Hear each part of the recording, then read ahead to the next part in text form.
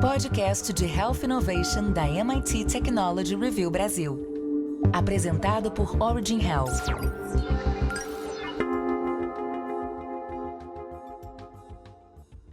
Olá, bem-vindas e bem-vindos ao podcast de Health Innovation da MIT Technology Review Brasil, apresentado pela Origin.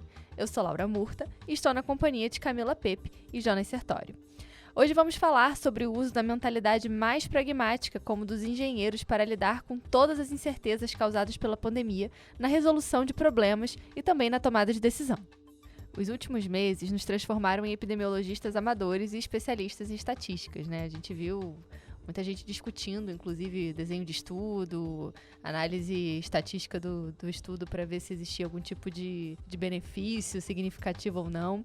Mas, enquanto isso, um grupo de epidemiologistas e estatísticos de verdade passou a acreditar que os problemas da pandemia poderiam ser resolvidos de forma mais eficaz, adotando uma mentalidade de um engenheiro. Isso é, se concentrando em soluções pragmáticas para os problemas, com uma estratégia baseada em repetição e adaptação para fazer as coisas funcionarem. Em um paper recentemente publicado, uma tradução livre intitulado de Contabilizando a Incerteza durante uma Pandemia, os pesquisadores eles refletem sobre os seus papéis durante uma emergência de saúde pública e como eles poderiam se preparar melhor para a próxima crise. A resposta, eles trazem numa forma de você repensar a epidemiologia com uma perspectiva mais da engenharia e menos do que eles chamam de ciência pura. Então, eles buscam uma abordagem que é mais transparente com relação às limitações dos modelos estatísticos e matemáticos, como uma representação da realidade, e sugerem alguns caminhos para garantir uma melhor representação e comunicação das incertezas nesse cenário de emergências em saúde pública. E isso porque as políticas públicas de saúde e a sua responsabilidade de prevenir e proteger se baseiam na epidemiologia, na pesquisa epidemiológica. Porém, durante a pandemia, o equilíbrio ideal entre os resultados dessa pesquisa pura, que eles chamaram, e as soluções pragmáticas se mostrou elusivo. Faça parte da comunidade MIT Technology Review Brasil e assine nosso conteúdo em mittechreview.com.br/assine. MIT Tech Review/assine. Jonas, nesse cenário tão desafiador como o da pandemia, em que a gente precisa de decisões práticas, como é que a gente lida com essas incertezas? Então, Laura, um estatístico e cientista político da Universidade de Colômbia expôs esse quadro geral na introdução de um artigo científico. Ele comparou a eclosão da pandemia de epidemiologistas amadores ao modo como a guerra transforma cada cidadão em um geógrafo ou um tático amador. Em vez de mapas com alfinetes coloridos, temos gráficos de exposição e contagem de mortes. As pessoas nas ruas discutem sobre as taxas de mortalidade por infecção e a imunidade de rebanho da mesma forma que deveriam ter debatido estratégias de tempo, de guerra e alianças no passado. Junto a todos os dados e discurso público, veio a enxurrada de incertezas. Será que as máscaras ainda são necessárias? Quanto tempo vai durar a proteção da vacina? Na tentativa de entender o que aconteceu errado, os pesquisadores da Universidade de Washington, nos Estados Unidos, e da Universidade de Berna, na Suíça, realizaram uma espécie de reencenação. Eles examinaram as ferramentas usadas para lidar com os desafios como estimar a taxa de transmissão de pessoa para pessoa e o número de casos que circulam em uma população em determinado momento. Avaliaram tudo, desde a coleta de dados, como a qualidade de dados e a sua interpretação, e isso foi sem dúvida um dos maiores desafios na pandemia, até o design do modelo e da análise estatística, bem como a comunicação, a tomada de decisões e a confiança. A incerteza está presente em cada etapa. E nesse artigo, a análise ainda não expressa toda a confusão que os cientistas passaram durante aqueles primeiros meses da pandemia. Uma tática contra toda a incerteza são as estatísticas, utilizadas aqui como um tipo de engenharia matemática, ou seja, métodos e ferramentas que tratam tanto da medição quanto da descoberta. As ciências estatísticas tentam iluminar o que está acontecendo no mundo, com foco na variação e incerteza. Quando uma nova evidência chega, ela deve gerar um processo iterativo que refina gradualmente o conhecimento anterior e aprimora a certeza. A boa ciência é humilde e capaz de se refinar diante da incerteza. Susan Holmes, uma estatística de Stanford nos Estados Unidos, que não esteve envolvida nessa pesquisa, também vê paralelos com a mentalidade da engenharia. O engenheiro está sempre atualizando seu ponto de vista, revisando-os conforme novos dados e ferramentas se tornam disponíveis. Ao lidar com um problema, o engenheiro oferece uma aproximação de primeira ordem, em geral desfocada, depois uma aproximação de segunda ordem, mais focada e assim por diante. Por outro lado, a ciência estatística poderia ser usada como uma máquina para encobrir a incerteza, deliberadamente ou não. Dados de baixa qualidade incertos são reunidos e tornados convincentes, ou seja, verdadeiros. As estatísticas utilizadas contra as incertezas são muitas vezes vendidas como uma espécie de alquimia que transformará essas incertezas em certezas. Foi possível testemunhar isso durante a pandemia. Assoberbados por alvoroços e incertezas, epidemiologistas e estatísticos, tanto amadores quanto especialistas, buscavam por qualquer tipo de certeza. Mas, como o Dr. Gelman aponta, querer certeza durante uma pandemia é inapropriado e irreal. A certeza prematura tem sido parte do desafio das decisões na pandemia, e esse salto entre incerteza e a certeza causou muitos problemas. Abandonar o desejo da certeza pode ser libertador, e é aqui, em parte, que entra a perspectiva da engenharia. E eu vou aproveitar que a gente tem uma engenheira aqui para perguntar, Camila, o que você acha dessa ideia, né, do que o artigo trouxe sobre o epidemiologista engenheiro, digamos assim? Fez muito sentido para mim, Laura, esse ponto levantado no artigo por Seth Gickerman, que é co-diretor do Centro de Análise de Risco da Universidade de Michigan, e que comenta que um aspecto fundamental da abordagem da engenharia é justamente estudar a incerteza. Realmente, nós aprendemos a pensar assim, nós engenheiros. Aprendemos que para tomar decisões práticas, precisamos entender se essa incerteza ela realmente importa. Porque se há muita incerteza e se essa incerteza muda quais são as decisões ideais, então é importante sim dedicar tempo para estudar melhor essa incerteza que existe. Mas se essa incerteza não altera a nossa decisão final, então não precisamos de dedicar tempo para entendê-la melhor. Isso é o ponto levantado no artigo e que faz bastante sentido. A gente investe tempo naquilo que realmente pode impactar na nossa decisão final. Se isso não vai mudar a nossa decisão final, não faz sentido a gente perder tempo, investir dinheiro e dedicar tempo para entender melhor o que está trazendo essa incerteza para a gente. E voltando para o tema da pandemia, quando a gente aumenta, por exemplo, a cobertura de vacinação contra o Covid em toda a população, a gente não tem certeza absoluta de quantos casos ou quantas mortes a vacinação irá prevenir. Mas é altamente provável que a gente consiga diminuir tanto o número de casos quanto o número de mortes. E isso é motivação suficiente para a gente decidir que um programa de vacinação em grande escala pode sim ser uma boa escolha. E era esse a ideia que estava se tentando mostrar quando se fazia esse trocadilho com pensar assim como os engenheiros pensam. E no artigo, eles também comentam da prática dos engenheiros em dividir os problemas em partes críticas, usando especialistas para resolver cada tipo de problema. Ele traz até o exemplo de construir uma ponte. Quando a gente constrói uma ponte, a gente tem diversos especialistas envolvidos. A gente tem especialista em cimento, a gente tem um engenheiro eólico, a gente tem um engenheiro estrutural e assim vai. Então, todas essas diferentes especialidades, elas acabam trabalhando juntas para resolver um problema. E o artigo comenta sobre Zellner, que é um epidemiologista e foi coautor desse artigo que você citou, Laura. E ele fala que pensar na epidemiologia como uma disciplina de engenharia é algo que ele aprendeu com seu pai, que era um engenheiro mecânico e que abriu sua própria empresa projetando instalações de saúde. O que ele fala é que essa mentalidade que ele tem de engenharia, que veio muito por conta do seu pai, fez com que ele pensasse a epidemiologia como uma ferramenta que pudesse envolver ajustes constantes. E ele fala que isso é o modelo ideal quando a gente pensa em modelos de transmissão, que é o que acontece, por exemplo, no caso do Covid. Ele diz que esses modelos de transmissão exigem soluções iterativas, em que você faz mudanças em resposta ao que funciona ou não. Então, você atualiza o modelo que está sendo utilizado à medida que os dados chegam para você e também de acordo com os sucessos e fracassos de sua abordagem.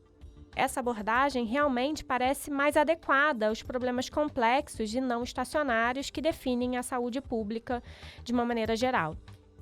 Zellner e os colaboradores da universidade passaram muitos meses construindo um site de mapeamento e se envolveram na criação de painéis de dados, que foram ferramentas úteis para o consumo público em geral. Mas no processo, eles viram um descompasso crescente entre as ferramentas formais e o que era necessário para auxiliar na tomada de decisão prática em uma crise em rápida evolução, como aconteceu na pandemia. Eles sabiam que uma pandemia podia acontecer um dia, mas não tinham pensado em como podiam ajudar caso isso realmente acontecesse. A gente pode até fazer uma metáfora, Laura, comparando o que ele estava construindo com um centro de prevenção do tempo para doenças infecciosas. Então, existe um espaço, que no caso era um site, em que todos os números iam para um lugar central. E neste lugar central existia um modelo que era capaz de combinar essas informações de forma coerente, gerar previsões acompanhadas por informações precisas sobre as incertezas e de uma maneira muito rápida. E isso, sem dúvida, pode ajudar a termos dados para usar durante esse momento de pandemia. E Jonas, você sabe de algum exemplo de agências que estão trabalhando para melhorar o monitoramento e previsão de novos surtos de doenças, usando toda essa ideia, né, da epidemiologia e com essa visão mais, digamos, pragmática da engenharia?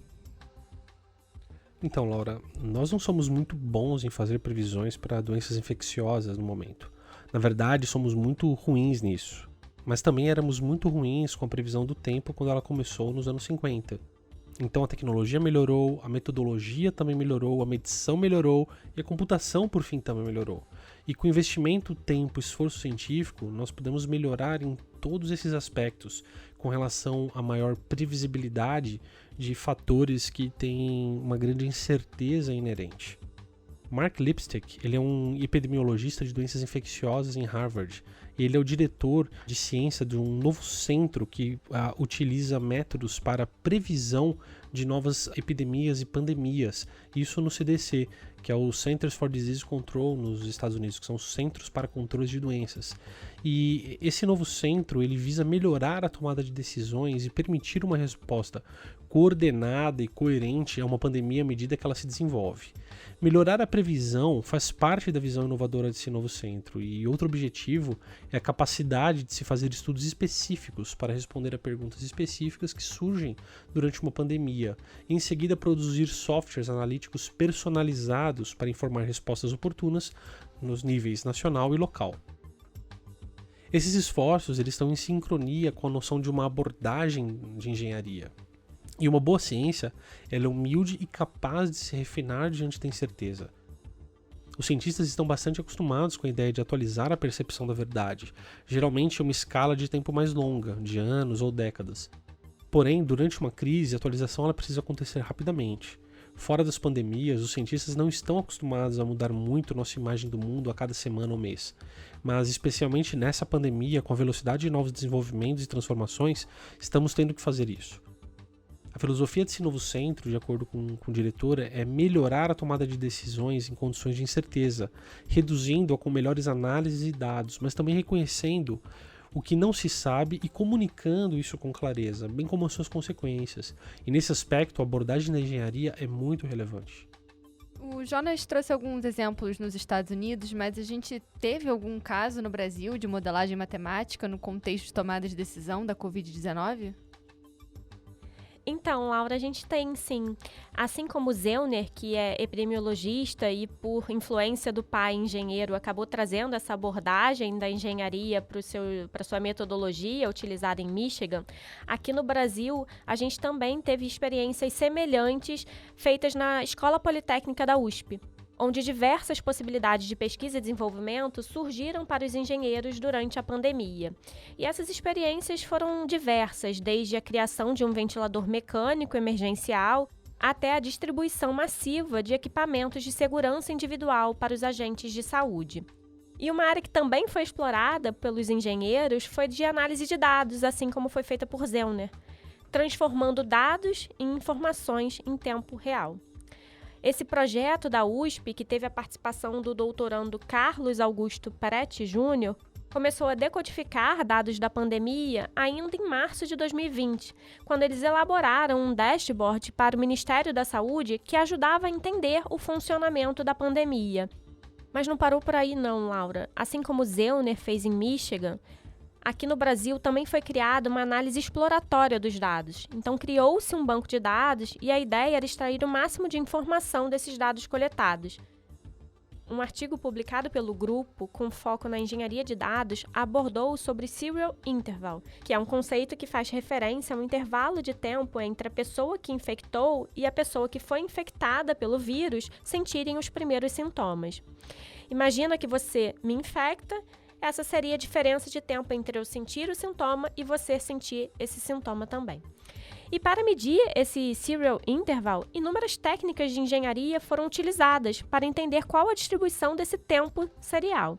Um outro estudo, também desenvolvido pelo grupo, foi para mensurar o intervalo de tempo entre sintomas e, com isso, obter um intervalo entre infecções. Esse dado é muito importante para a gente conseguir quantificar a reprodução do vírus e, potencialmente, controlar a pandemia. E o que é interessante, Laura, é a gente ver também como a aplicação aqui no Brasil está alinhada ao que os pesquisadores de fora também estavam buscando. Lembrando que eu comentei que Zellner dizia que precisávamos ter uma mentalidade de engenharia para entender que esses modelos de transmissão precisavam envolver ajustes e não serem estáticos. E o estudo aqui da USP também teve essa mesma abordagem. As pesquisas desenvolvidas, elas eram pesquisas aplicadas. O grupo de estudiosos não desenvolveu muitos métodos teóricos. Eles focaram na aplicação e adaptação dos modelos já existentes. O principal desafio e objetivo do grupo era transformar dados em informações em tempo real. Tem uma frase do William Osler que fala que a medicina ela é uma ciência da incerteza e a arte da probabilidade. E é justamente nesse contexto que a gente precisa, né? A gente vai lidar, de fato, com a incerteza no processo de tomada de decisão.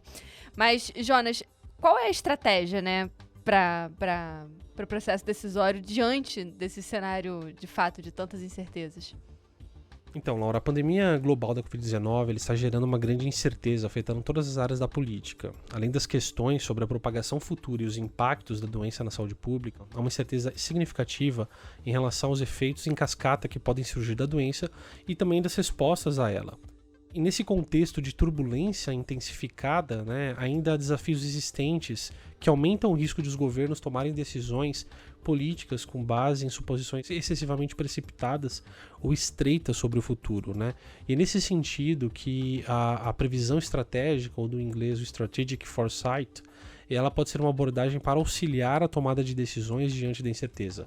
Baseando-se no princípio de que a formulação de políticas responsáveis e eficazes requer a consideração e a preparação para uma ampla gama de possíveis desenvolvimentos futuros e suas implicações, esse tipo de previsão ela contribui para uma melhor formulação de políticas de diversas maneiras, que incluem, por exemplo, o aconselhamento, recomendações sobre políticas de teste de existência, e as estratégias baseadas em suposições estreitas sobre o futuro podem revelar-se ineficazes ou contraproducentes se as condições prevalecentes mudarem. Por exemplo, pode ser perigoso basear as políticas no pressuposto de que a medida de confinamento, por exemplo, elas podem ser encerradas com segurança, de modo imediato, ou que a opinião pública sobre questões chaves, como, por exemplo, meio ambiente, desigualdade, vigilância, permanecerá constante. Perguntar se as políticas atuais ou propostas funcionariam bem em diferentes condições futuras pode ajudar a tornar essas políticas mais robustas e adaptáveis.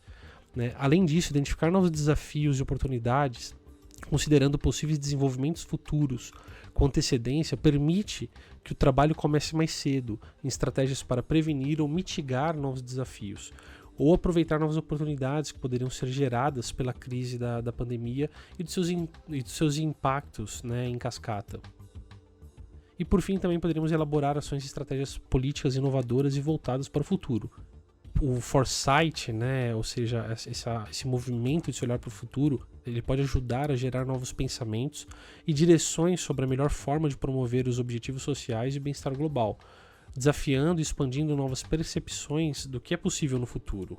Então, recomenda-se que governos e organizações adotem uma abordagem sistemática para incorporar a previsão na formulação de políticas durante a crise da Covid, mas também de outras pandemias ou epidemias. Trabalhar, por exemplo, com profissionais de previsão estratégica experientes para projetar e facilitar processos de previsão em apoio às principais políticas públicas pode ser de grande valia, né? Isso pode variar de uma curta série de workshops, né, que incluem alguns exercícios mais curtos, mas também até exercícios mais longos, envolvendo a varredura de todo o horizonte tecnológico e epidemiológico, né, com planejamento e cenários de previsão. É possível também integrar a previsão estratégica às estruturas e processos em andamento da formulação de políticas públicas, como, por exemplo, criando um guia introdutório para fortalecer a governança política dos governos, né? E, por fim, também é possível colaborar com governos e outras organizações para reunir esforços na exploração de incertezas futuras e suas implementações nas áreas-chave de interesse comum. Esses esforços, eles apoiam a formulação de políticas públicas mais responsáveis, inovadoras e voltadas para o futuro, tanto para a crise da Covid, quanto no contexto mais amplo, né, em curso de alta incerteza e mudanças aceleradas.